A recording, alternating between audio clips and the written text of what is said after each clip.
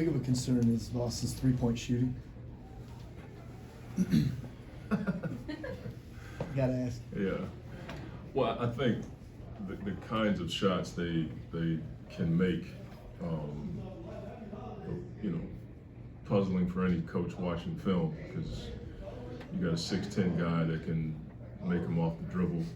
They have multiple guys that can, you know, 1-2 dribbles, get into their rhythm and knock down the shot, and then they have the most attempts, and then they knock down the most. And so the way they get them is their ability to stifle you on defense and then get out in transition.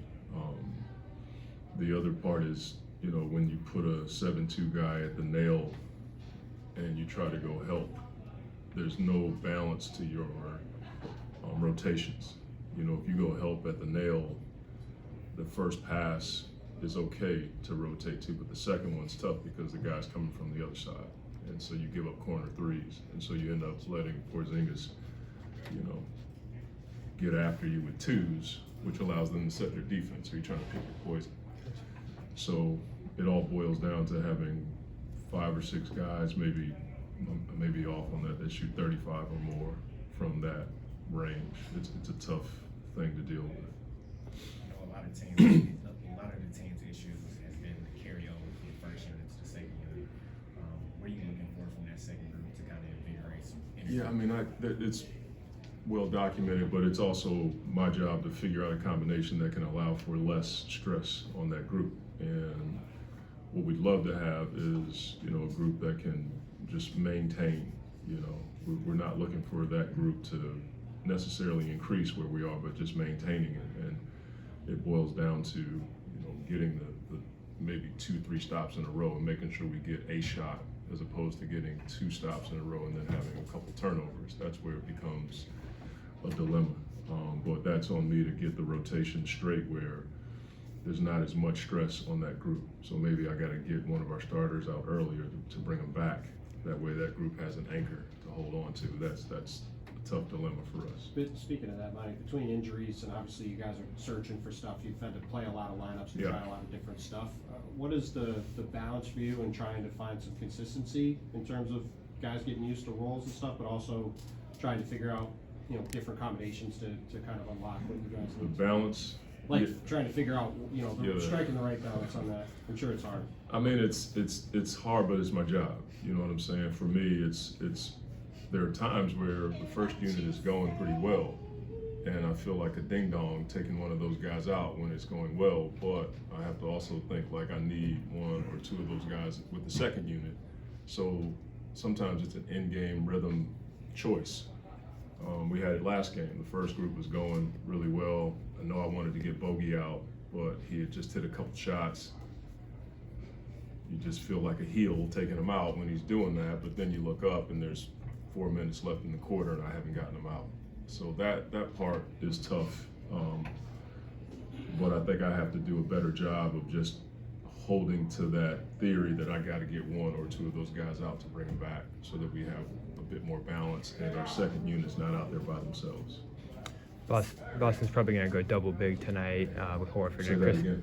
Celtics probably going to go double big at times tonight with Al and Chris Stapps. What kind of challenge is that to go up against when a lot of the league is kind of gone with smaller lineups now? I know you guys have used some of the bigger double big lineups too. Well, I think anytime you go big for big, you're not playing against 2 guys that can shoot from range. You may have 1.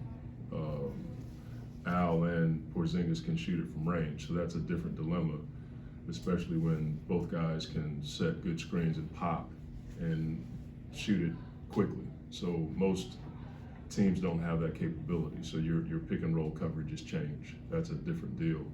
Most teams play in a drop against other bigs, or at least 1. With this team, you can't do that.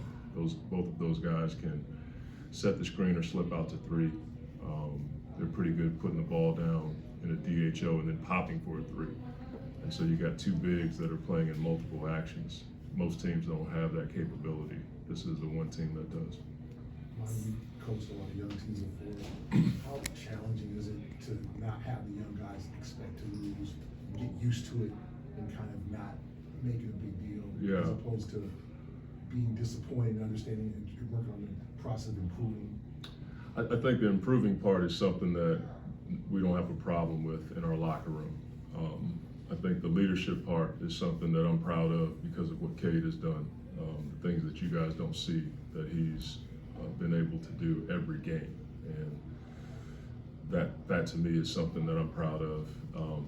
It's human nature to get caught up in everything that's happened with our team. And I take a lot of pride in that and not doing what I've been paid to do here. But all we can do and what we will do is continue to get after it every day. And when a guy is down, I think you have to allow someone to be human. You know, I don't want guys necessarily faking emotion. We want guys to try to be here as much as they can, but it's okay to express, you know, yourself after frustrating losses, and we've had enough to, you know, be expressive. So I don't think there's a balance. I think for me, I'm just trying to navigate and lead through it all in a way that's beneficial to the locker room and the organization. You mentioned Cade and his leadership skills. Have you had a personal conversation with him since Tuesday's game, just about his post-game speech and how impactful that was on your guys? No, I've talked to him before that about, you know, how much I appreciated how he's grown. I've talked to him about these are the times where your stuff is forged, whether it's character, integrity, leadership. This is when you build it. You know, you're not going to build it on a beach. You're not going to build it at a parade. You're going to build it during times like this. And we've had those conversations. Cade comes from good stuff. If you heard anything about his parents, you know where it comes from. They're the real deal. And so I'm not surprised to see him lead the way he has. I don't want him putting himself out there and trying to take it all on him. It's not on him. He's playing his tail off and doing everything he can to help us, and stressing him out with way too many minutes.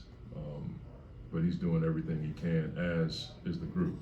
It just hasn't conveyed itself into a win, but that's what we're striving for. How are Killian and Nassar feeling in their respective builds? They should be okay. I'm going to find out more, but they went through shoot around this morning, so we'll officially find out before we go out and tip it off. And for those of us who aren't around every day, what are the conversations like to keep things positive in the locker room? Are there? I mean, you can imagine, I mean, you don't know me that well, but I'm not one to make up stuff. You know, I kind of shoot straight, but I also have to be mindful of how hard this has been on a young team and guys who've had expectations for a season that hasn't gone that way yet, but I'm also aware of how things can change in the NBA. And I've been a part of it my whole career. And so I share a lot of my experiences. The league is pretty unforgiving when you're not doing well, but it can change. And I've been a part of it, and I try to use that as an inspiration, but at the same time, I talk about the hard work that's necessary to make the change. And so there's a lot of stuff that I talk about. We have a lot of guys in our locker room from a coaching standpoint that have had different experiences, and I'm sure